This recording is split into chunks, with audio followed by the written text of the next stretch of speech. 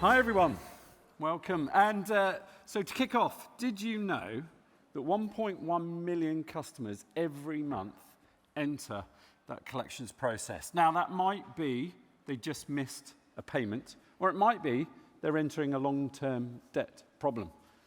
So what if we could make that process better for those consumers involved and for our business?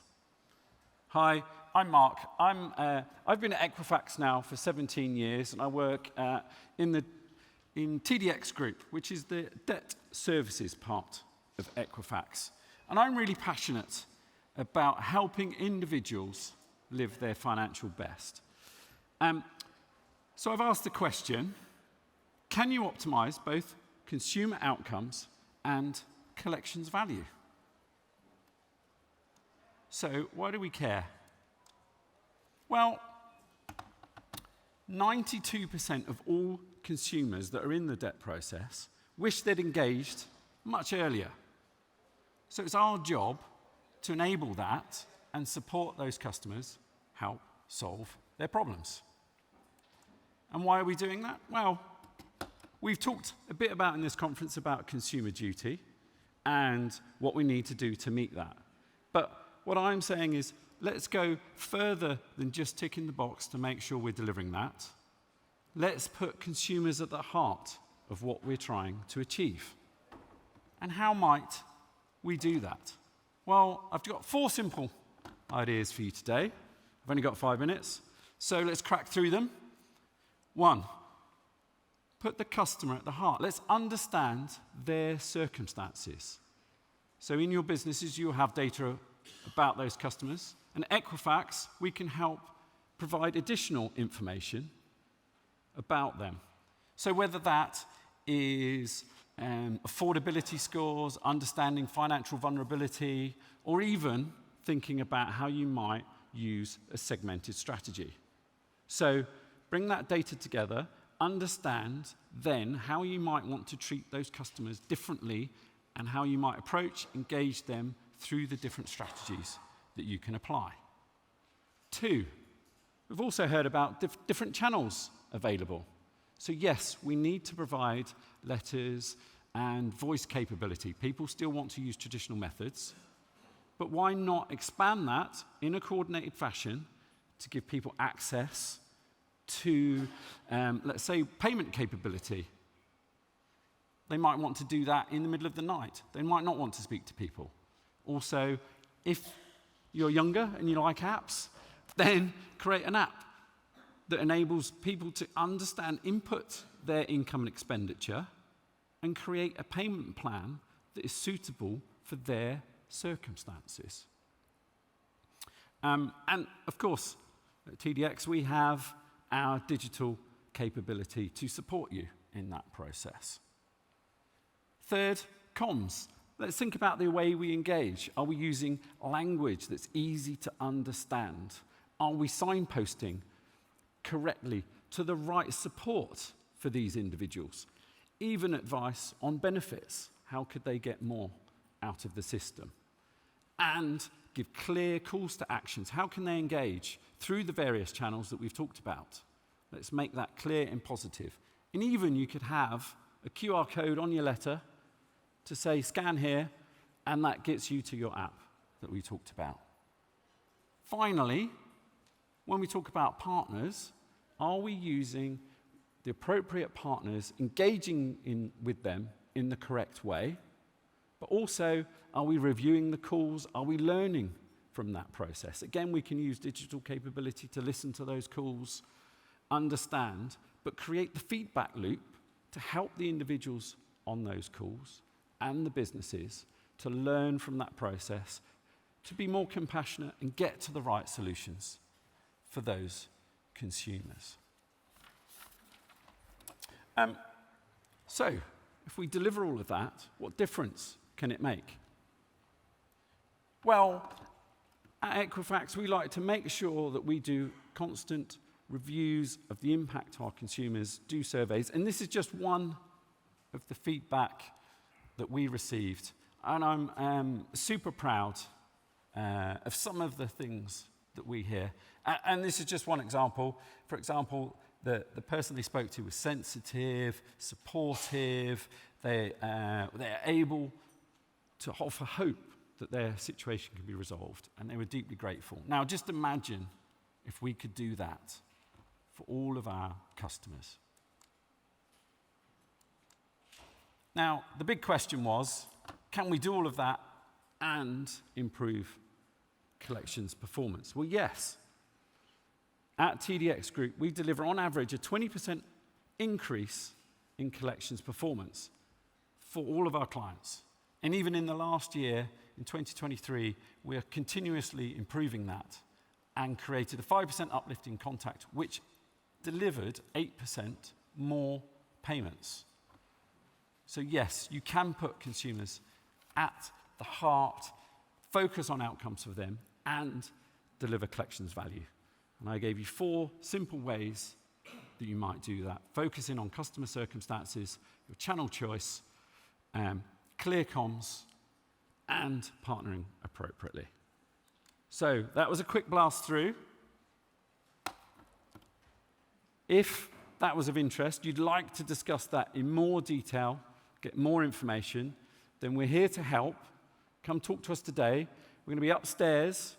It is in the Raglan boardroom, but what you'll see is you go up the escalator, turn right, and you'll see some Equifax signs. We're in there from 1 till 3.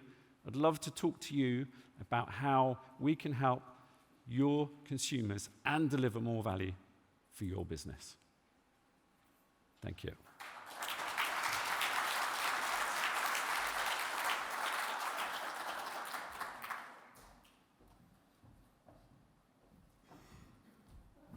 Thank you, Mark. Okay, on to our next session. Again, brought to you by Flexus, our partner for collections, purchase, and debt sale. Cost of living crisis, has the dam broken?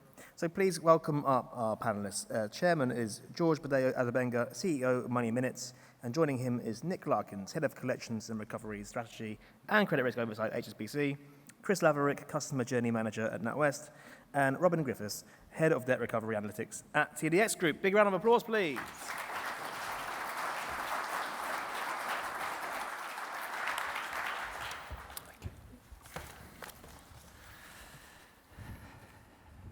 Okay, can you hear me? Good afternoon and welcome. My name is George Badejo Adebenga, and I'm privileged and, of course, delighted to facilitate a panel of experienced great minds within the finance sector, right? This panel was craftfully put together to discuss the cost of living crisis and how businesses are dealing with the situation. The question we're addressing today is whether the dam has broken. It is important to note that this isn't the first time the UK economy has faced similar crisis and managed to bounce back. Historically, in recent times perhaps, crises like the 2008 financial crisis saw the UK economy GDP shrink by 6% between 2008 and 2009. This led to a significant government intervention and a slow recovery. Another notable event, perhaps before I was born, was the 1970 oil crisis, which caused inflation to soar to over 20% in 1975, resulting in a prolonged economic turmoil before stabilizing in the 1980s. Currently, the UK inflation rate stands thankfully at 2.3% as of April 2024, a significant improvement, I must add, from the recent peak of 11.1 back in October 2022.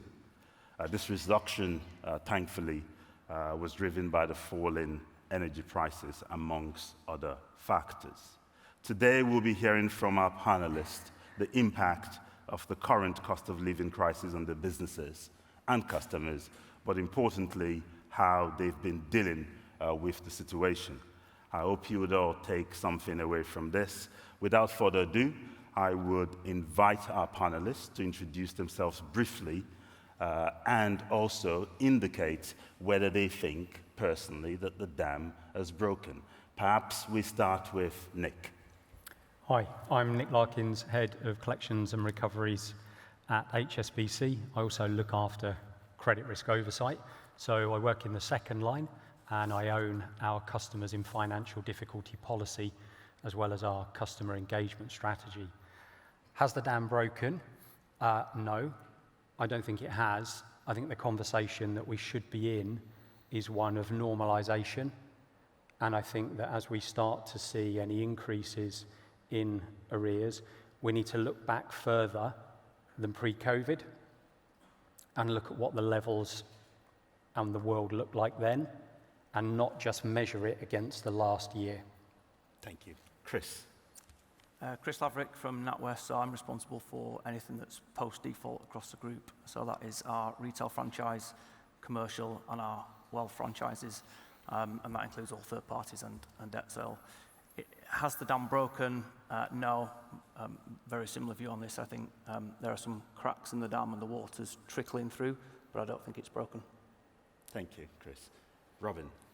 Hi there, I'm Robin Griffiths, Head of Debt Recovery Analytics for TDX Group, the debt services division of Equifax. I've been at TDX for 9 years now, originally joined there to look after the performance of our government portfolio, but then over the years my remit has expanded to look after private sector as well, so across telcos, utilities, financial services, etc. And also have a customer experience team working with me who look after the content of communications that get sent out to our end customers through our debt collection agencies. I must say it's quite a relief that when you ask the question, has the dam broken, that I got 2 no's before it got to me because I feared I was going to give a different answer, but I didn't. I agree. I don't think that the dam has broken yet either. I think I'm in the same camp as these 2 guys. You know, you have to look at that longer term view as to where we were 5, 6 years ago. And yes, probably is now versus a year ago a greater weight of water pushing against that dam, to strain the analogy, but I think it's just about holding firm at the moment. Excellent. Thank you, Robin. Why don't we stay with you on our first question, considering you have a very holistic view of the entire industry. From an economic context, how has the crisis impacted consumer borrowing and repayment behaviors? And are you seeing an increase in defaults or late payments?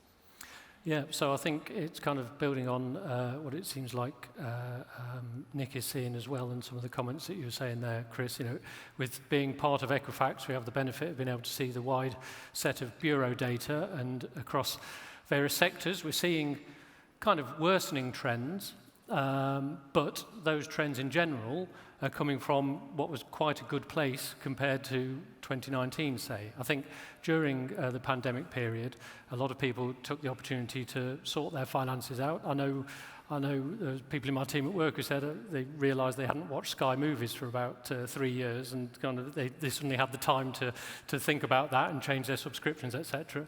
And all people. You know, there wasn't the opportunity for the discretionary spending, and people took that time to consolidate their finances. So a lot of indicators got a lot better during the pandemic period. We've seen that worsening trend over the last couple of years. You see some big headlines in the news about the energy price cap going up. Now, because the cap has gone up, that doesn't mean that people are necessarily using all that energy, spending all that. Of course, their balances are going up, but actually that first winter in 2022, I think a lot of people changed their behaviours, so weren't actually using as much energy. I know when we've had online meetings, you'd see people sat at home with 2 jumpers on, as opposed to the previous winter, they were there in their t-shirt and flip-flops with the heating on. So, you know, people had changed their behaviours in order to kind of combat some of the inflationary pressures that they were feeling. Now, we've seen utilities balances as they come into recoveries now. They have kind of ticked up in the first part of this year, as I think people haven't got as many options to change their behaviours now, and there is still those higher energy price caps, which means those higher balances are coming through.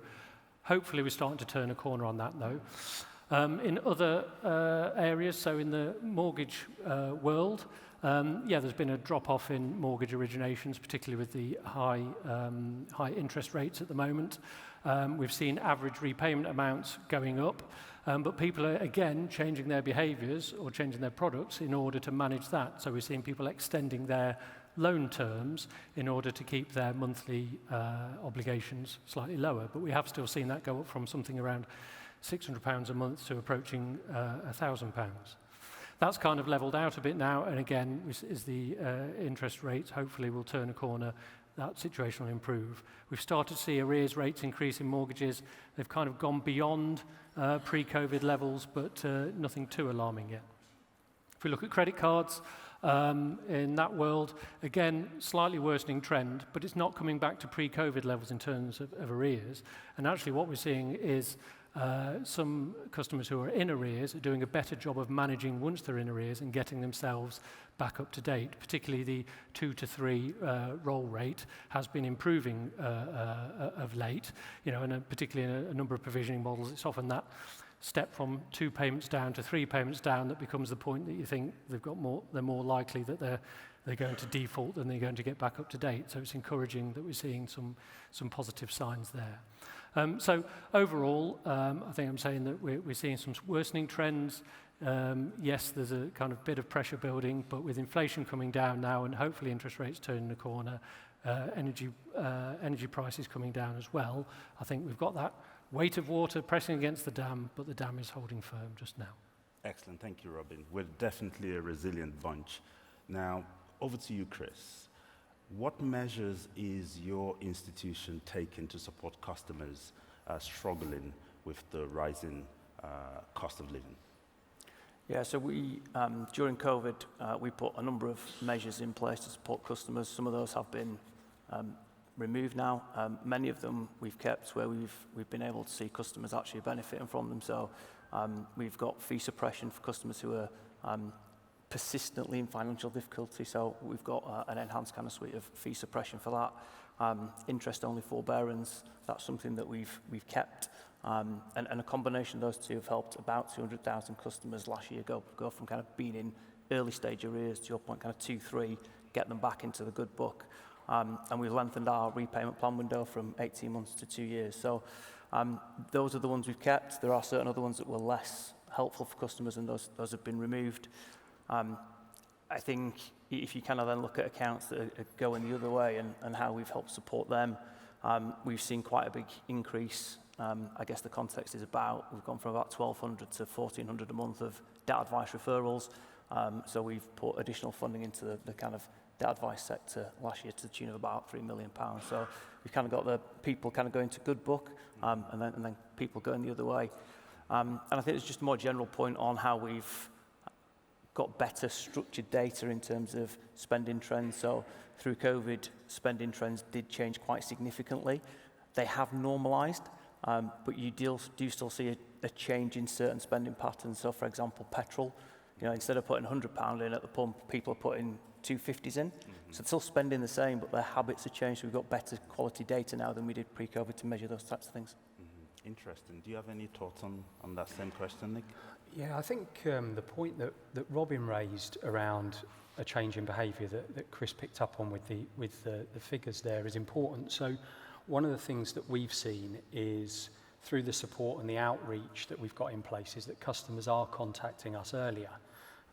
We do a lot in the pre-arrears, the early intervention space, and we use internal and external data and some of the spending habits that Chris referenced there to try and identify those customers that are in need of support before they move into an arrears position. So I think that is an important switch in trend.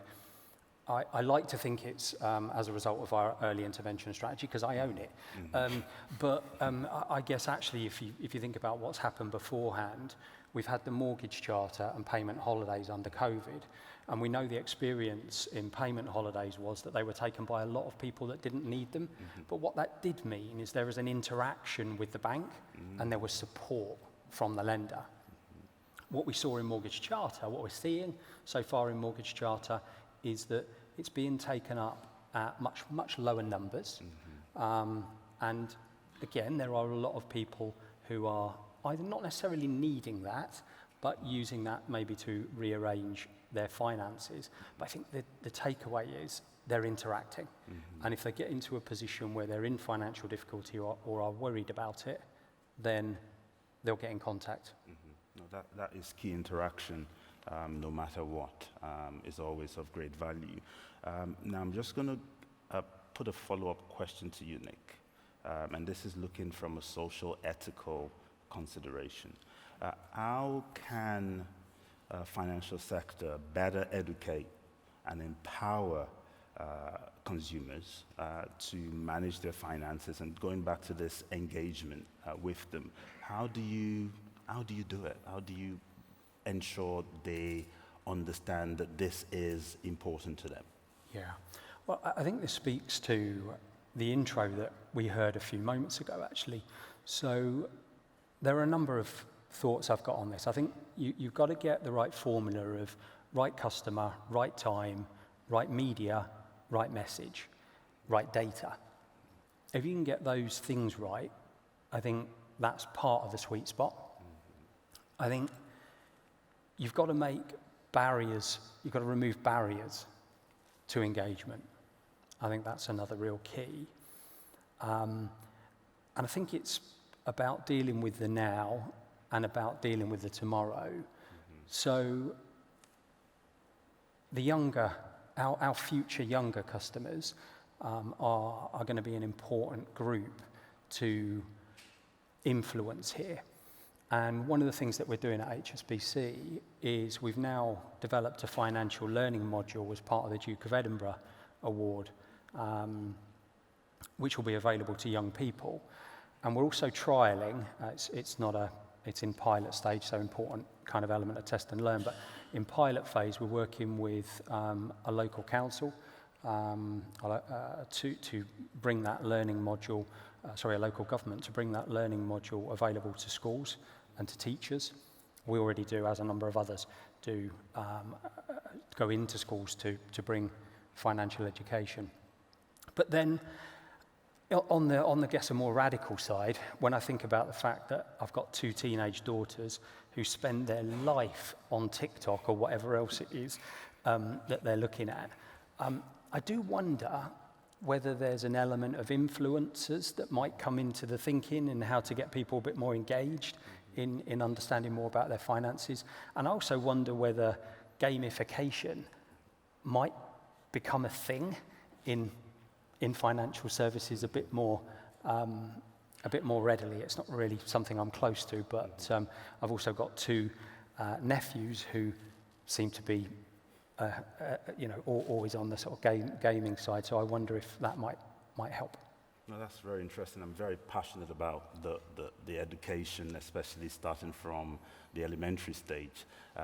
By the way, I wrote a book on financial well-being for kids, so you could access it by just going to www.thecoinquest.com. It's freely available, and it's pretty much going to that particular point, trying to provide children the foundational knowledge about finance, because when they understand it at that base level, it's easier for them. I've kind of lost hope on adults, to be fair, and trying to get them to understand finances. Excellent. Now, let's go straight back to Robin, perhaps. Now, how are you ensuring, from your perspective, that information is shared across all finance sector about what goes wrong and where the failures are, so that they can kind of improve whatever needs to be done to ensure firms understand their customers and they understand where the pressure points are? Yeah, I mean, I think that's a very important part of the kind of collections and recoveries journey, is making sure that the data is flowing all the way through that journey, particularly if you're in the world where you kind of do some in-house collections, and then you might actually outsource that. And once you have outsourced it, does it go to more than one debt collection agency, say? So making sure that there's that flow of data there is important. And, particularly, we haven't mentioned vulnerability yet during this session, but that's a key part. When we're talking about consumer duty and outcomes, etc., vulnerability is definitely a key part of that. And that kind of probably touches on the importance to get in contact, but also the importance of having the right channels for contact as well. Because I think there's a lot of emphasis is put on, can we identify vulnerabilities so we can treat those customers appropriately? But actually, they can self-select to treat themselves appropriately if you're giving them the right channels. Maybe they don't want to interact with a person on the phone, but you give them the digital channel, they maybe don't want to disclose their vulnerability either. By having all those channels available and the right data available, you can actually still fulfill the right customer outcomes. But yeah, it's definitely important that in those kind of situations that you are aware of any vulnerabilities, any accounts that do move around, that information follows with them so they don't have to go through the process again and again and again. No, that's very, very interesting. Now, going to Nick on the point that Robin mentioned about consumer duty, I think it would be good for us to talk about that. How effective have the consumer duty regulation been in addressing some of the current financial challenges faced by households? So I'm a big fan of consumer duty because I think what it does is it brings the conversation into alignment between all parts of your business, and it causes everybody to be looking and trying to answer the same question about customer outcomes, about foreseeable harm, etc. So I think that is helpful. I think if we go back far enough to sort of early 2022, that's when you probably see most of the lenders starting taking more proactive action in terms of outreach to customers, webinars, self-help improvements, that sort of thing.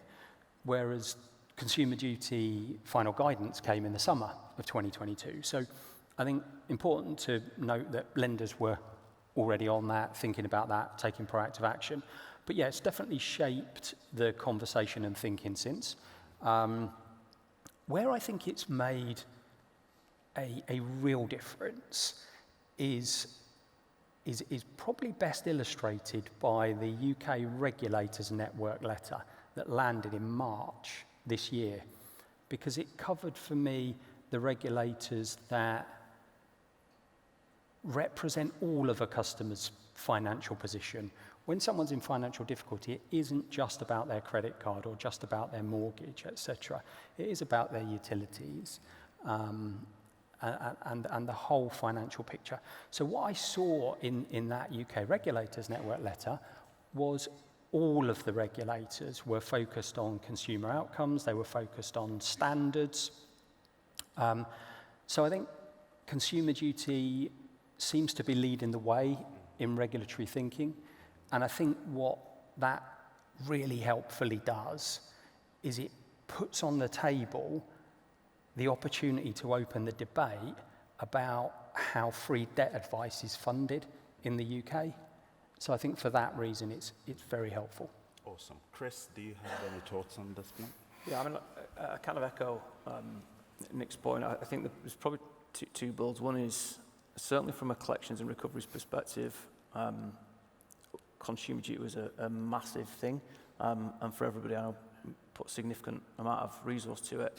But actually, once you kind of peel back the layers, there's actually not a huge amount of change in the collections and recovery space. Certainly from our perspective, there's things that we need to do better for sure. But it's certainly not as big and complex as we'd perhaps envisaged when it was kind of announced. So. Yeah, I think we were, from collections and recoveries perspective, in a very good place because it was very much focused on outcomes already. Mm-hmm. That's good, and very good outcome, very good timing from the regulator in that regards as well. I think it was just perfect. Now, let's do some questions on Slido. The top one, how many consumers are about to come off long-term fixed mortgage? Will they have prepared for the hikes? And I don't know, perhaps Robin, would you have any? Yeah, I don't know the exact proportion off the top of my head, but I think we're in kind of there's a lot of them about to come off for long-term fixed rate mortgages. I mean, in the bureau data, we can't see exactly when loan terms are due to finish, but we can kind of extrapolate from seeing a constant payment and when those constant payments started. So the typical loan term is 2 years, 3 years, or 5, and there is going to be a high portion rolling off there. In terms of how people are prepared for that, so I mentioned earlier that people are extending their loan terms in order to prepare to manage their monthly outgoings. And actually 41% of mortgages, I think it is at the moment, are due to mature when the mortgage holder is of retirement age, so 66 or older. And I think it's about 13% for customers who are going to be 70 or older.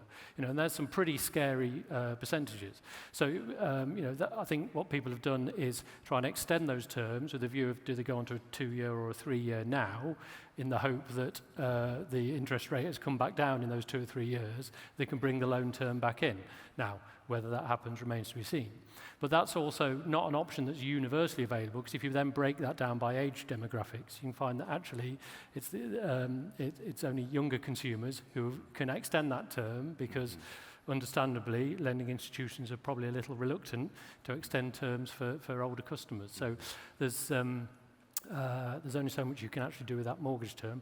The other, I don't know, there's a great white hope, but hopefully the energy prices are coming down now. So if we've established a new kind of normal of outgoings on energy, hopefully that will provide a little bit of a buffer if people are rolling off mortgage rates.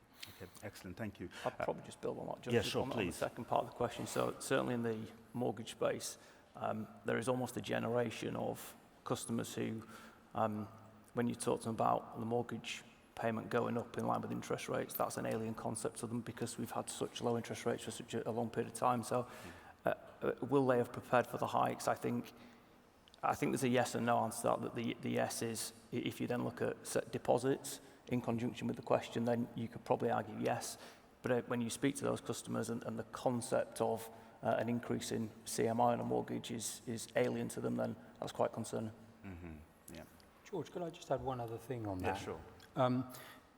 Will they have prepared for the hikes? I'd probably ask ourselves as lenders the question, have we done enough to help them prepare for the hikes? So I think, again, that's back to proactive outreach. I think that's back to education. I think that's back to the roll-off journey.